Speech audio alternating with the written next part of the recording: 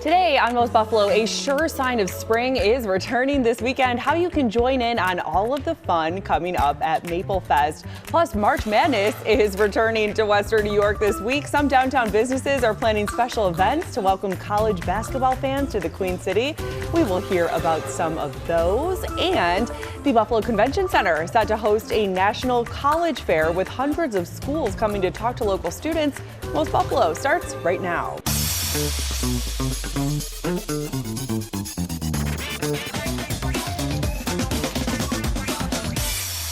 Hi there, welcome to Most Buffalo. I'm Lauren Hall. Thanks for being with us to kick off another week. And today we are also taking a look back at the weekend of St. Patrick's Day festivities here in Western New York. But first we're talking maple syrup because maple season is here. And if you are looking for a way to celebrate and learn more about maple season, the Tree Tap Maple Fest is coming up on Saturday. There will be food trucks, maple flavored brews, and the sawmill will be in action. Here to tell us more from Erie County is Deputy Parks Commissioner Nicole Roberto. Thanks for being here, Nicole. Thanks for having me. And this is a big, exciting weekend. How can people get involved with Maple Fest? We're really excited to welcome the public to our Sugar Shack. A lot of people don't know that Erie County Parks makes maple syrup.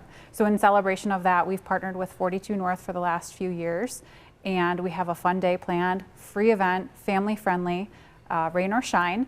And we've got food, live music. You can watch the sugaring process, take tours of our Sugar Shack and sawmill, and just enjoy the start of spring. And we heard the sawmill will be in action. What does that mean? What will people get to see when they get to see it in action? Well, our staff, our forestry crew, they have a wide range of skills. They do a lot. So we like to show that off at events like this. So we'll have some live demonstrations going in our historic sawmill. We will have chainsaw carving, wood branding, all sorts of things.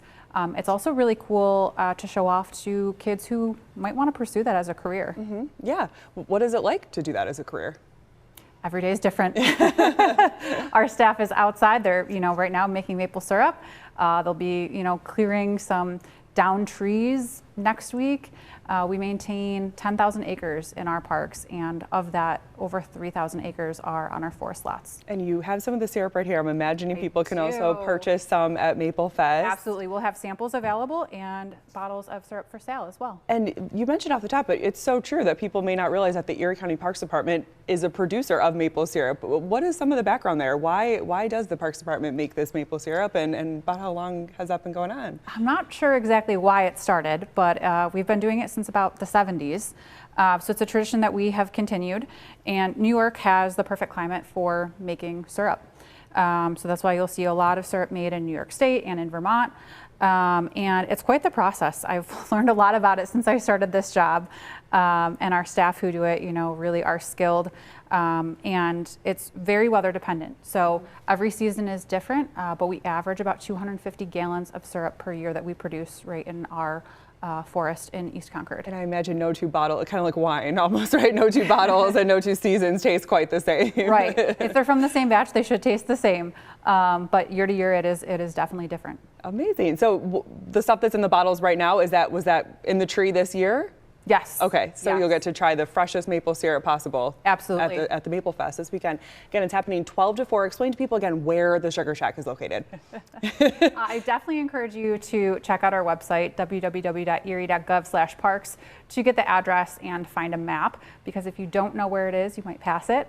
But it's on Genesee in East Concord. And we will have staff and signage out on the road to help guide people into the park. Amazing. Again, we have that. We just had it up on the screen, and you can find it on the Erie County Parks Department website. Nicole, thanks for being here so much and celebrating maple season. Thank you. We appreciate it. Sounds great.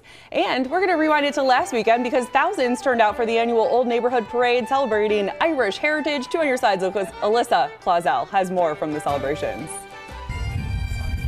The sounds of St. Patrick's Day are back in Buffalo's Old First Ward. We're having a great day celebrating St. Patty's Day. The Old Neighborhood Parade, now in its 31st year, kicked off at the Valley Community Center before making its way through the streets. We just saw all the steel workers sitting on the beam, which is very cool. Many people say that the parade is not just about wearing green. It's a chance to come together. I think South Buffalo is very strong and tight-knit, and I think they always come out to support each other. It's the people, the food, just the togetherness of it all. But once the parade ends, local businesses say that's when the party really starts. And we love the feeling. The energy is great. Everyone's awesome. Cooks in the Old First Ward say St. Patrick's Day is a big boost for business. It just brings a lot of income in for this month to help us budget through the year to make it, because some months aren't as good as the others. Sally Cook owns the bar and restaurant, and she's seen over 20 St. Patrick's Days in her bar. 26 years. Every year, she says this is an event bigger than the Super Bowl. Way bigger. Oh, yes. Definitely. It's way bigger. Super Bowl Sunday, we maybe have 25 people, 30 people. Today we have hundreds. On your side in Buffalo, Alyssa Clausel, Channel 2 News. Spring right now, the sun is shining. You know, it's snowing in Toronto, the sun is shining in Buffalo. Where else would you rather be than the sun shining in Buffalo? Real quick. We just love St. Patrick's Day. It's because it's a tradition for us and we love it. And as you can see, thousands of people also lined up on Delaware Avenue for the annual downtown parade on Sunday as well. It was a jam-packed weekend, and it's about to be another one with the NCAA March Madness games here in Buffalo. Coming up on Most Buffalo, we're going to hear about one of the many downtown events that is taking place. We know that excitement is coming. We're going to sit down with one of the businesses getting ready to welcome in the crowds.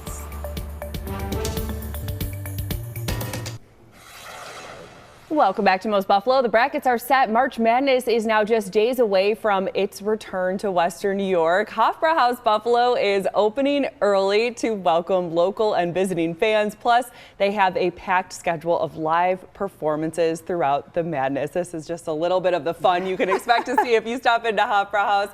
Here to tell us more is Diana Trent. Thanks for being here, Diana. Oh, thank you so much for having me. So let's just go through the whole weekend. We know the games start on Thursday afternoon at KeyBank Center, but there's plenty of games to watch on TV as well. Plenty of games to watch on TV. Go through the schedule. The games will be on all of our TVs and all that whatnot. But yeah, always, if you've been to Hofbrauhaus Buffalo before, it's always a good time. So if you haven't, I don't know what you're waiting for. Just steps away from the arena, just about a couple blocks away. So if you are going to the games, a good place to go before or after, and you really have been putting the schedule together thoughtfully for those fans who are going to the game. So let's start with Thursday morning. Absolutely. So Thursday, we're actually opening early. We're opening at 8 a.m.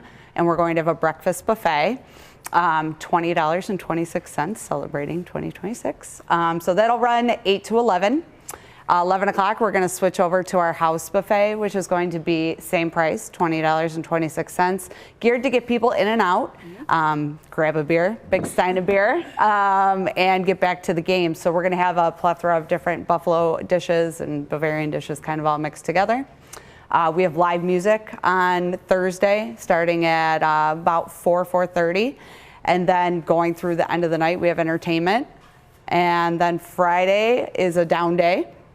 So Friday what do we have going on Friday? We have more Bavarian music, and then we have 90s by Nature, which I strategically planned for the parents because I think that's a good one for them. On Friday evening? On Friday, 9 o'clock. And then Saturday, there are games again at KeyBank Center. There are games again. On Saturday? No breakfast Saturday because the games do start later. They're in the evening. So our buffet is starting at 4 o'clock. We're going to run the In-N-Out buffet for 2026 again from 4 until 9. That sounds perfect for all the fans who are looking to get in somewhere, eat, catch some music, catch a good time, catch some of the other games on TV, and then get back in for the rest of the games.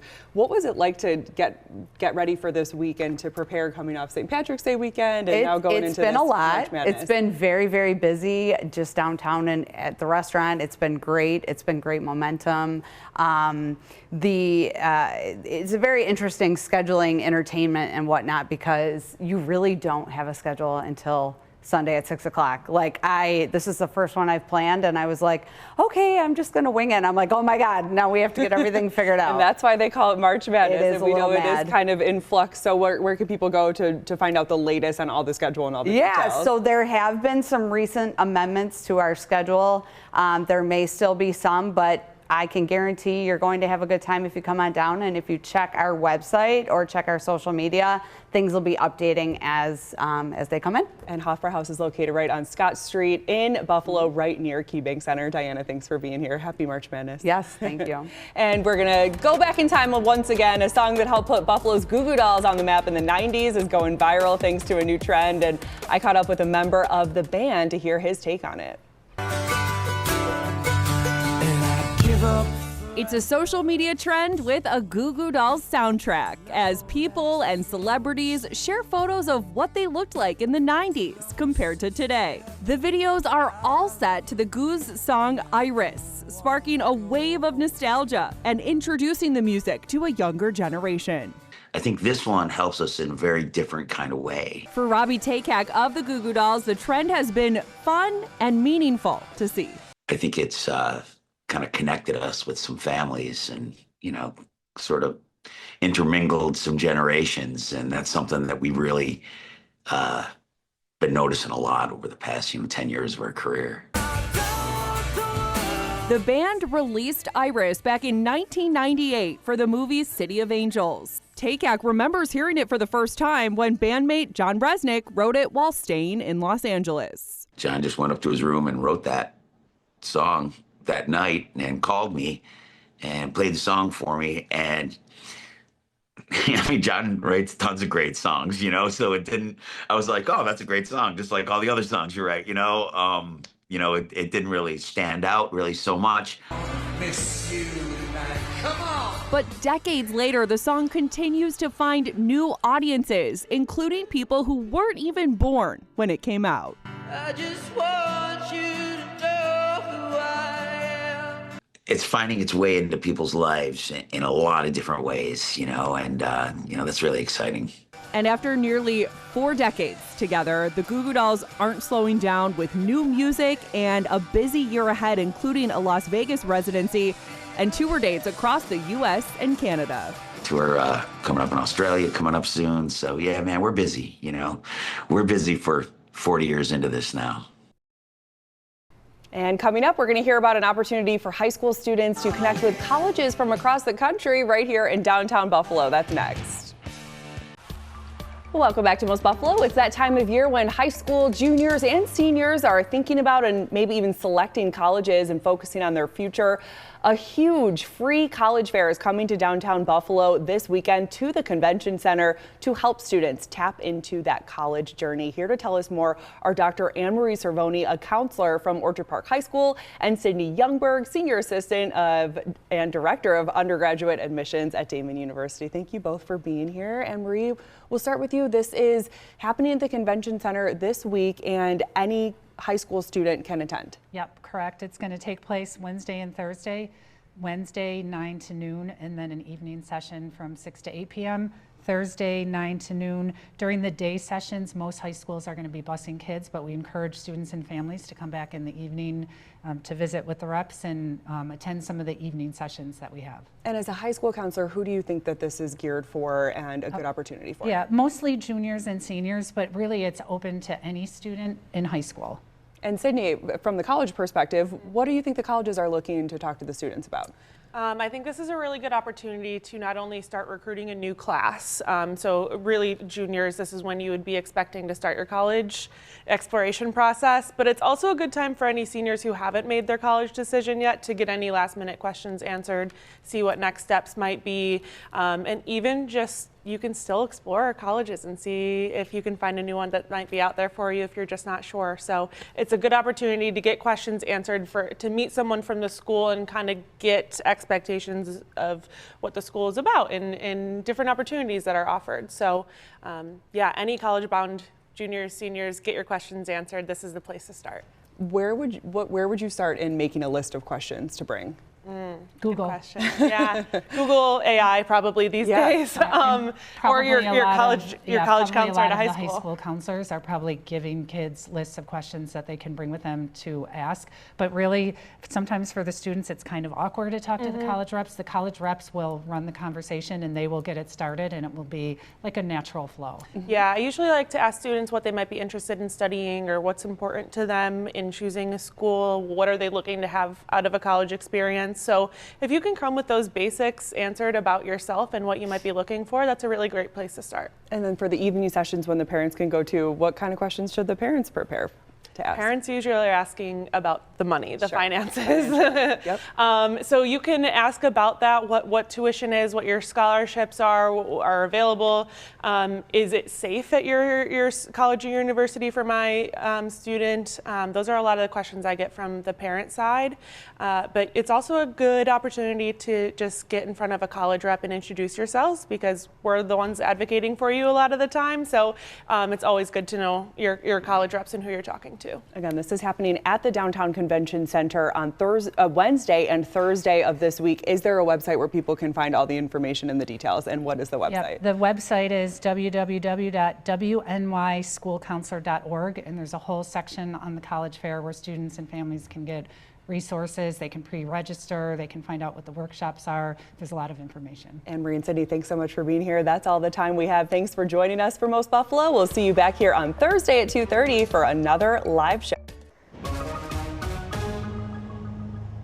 Hello, I'm meteorologist Jennifer Stanonis with your forecast as we're tracking the system, bringing us some rain, snow, and some gusty winds too. So right now we're actually getting a lull from the precipitation for the moment, but colder air continues to come on in. Still some mainly light rain showers through Ellicottville, across portions of the southern tier into northern Pennsylvania. At least though, we have a little dry break right now for Buffalo and north, and a few light rain showers through Machias though, into Ellicottville, Olean, Bradford, and also as we extend into Gailton and Abbott. So we're going to have some colder air continuing to flow in. We're going to see a changeover to some snow showers. We're already starting to see that, at least over Lake Erie, as cooler air flows in. And we also have a gusty breeze out there too. Wind advisory continuing for all of western New York. It's been extended until Tuesday, 11 a.m. Also into northern Pennsylvania, we do have those winds gusting still 40 to 50 miles per hour for the rest of today into tonight. Current wind speeds right now 23 miles per hour in Buffalo, 26 for Niagara Falls, 25 for Albion, and winds gusting 37 in Buffalo, 35 for Dunkirk.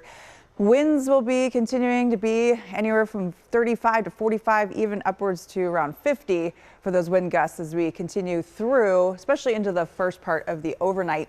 And as you see, future look, we're going to have the rain showers changing over to some snow. Maybe that isolated thunderstorm looks though it's going to be further east and southeast of our area. For the most part, we're going to see just some rain showers changing over to snow. And especially after the evening commute, that's when we could see some of this widespread snow stick into area roadways and into the overnight, even some accumulations, especially for the hills into tomorrow morning. So waking up to kind of wintry conditions, you're going to give yourself some extra time is needed as you head out the door tomorrow morning.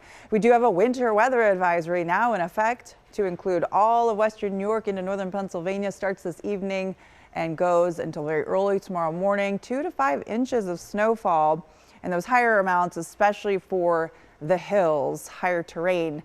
But most spots going to see probably a couple inches is what it's looking like as we head through the overnight especially. So weather impact alert continuing for the rest of today and into tonight. Cover all of that for the gusty breeze, also the rain changing to snow, reduced visibilities at times, and slick and slower travel. Those conditions, especially with that snowfall, sticking to the roadways, especially as we head into later evening, overnight, and then heading out the door tomorrow morning, going to have some snow-covered roads. And also those winds could have some isolated still wind damage and some isolated power outages. We're still getting some reports coming in some neighborhoods. So look ahead, we'll have those temperatures continuing to fall.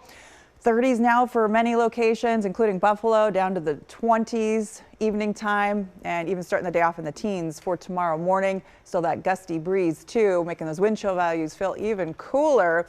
So temperatures to start your day off, as we have that colder air behind that cold front, will be in the teens for your Tuesday. Highs only in the 20s for St. Patrick's Day tomorrow. And as we look at these wind chill values, I mean, single digits expected for the morning tomorrow and for much of the day. So we have that weather impact alert continuing for tonight, for even those snow showers too, some minor accumulations for the most part, and that colder air. We started out warm this morning, temperatures continuing to fall, and they will do so into tomorrow. Those highs only in the 20s, lows in the teens, wind chill values in the single digits. and that'll take us at least some 30s with some isolated snow on Wednesday.